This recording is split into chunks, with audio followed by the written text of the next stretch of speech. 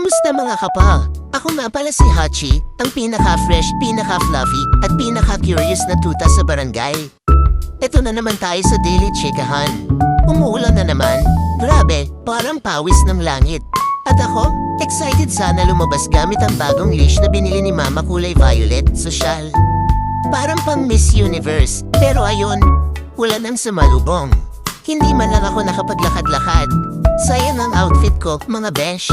Meanwhile, narinig ko si Mama habang nanonood ng news, sabi daw, may 20 pesos na bigas na raw. Ha? Asan? Bilis Mama, i-harness mo na ako, tara na sa palengke. Ready akong maging rice inspector, kakagat-kagat ko pa kung kailangan.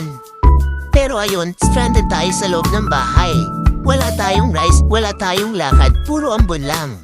Nakatingin lang ako sa bintana, parang nasa teleserye, kailan kaya ako makakalaya. Pero syempre, laban lang. For now, sofa muna. Bukas ulit baka summer na, at baka may ulam na rin.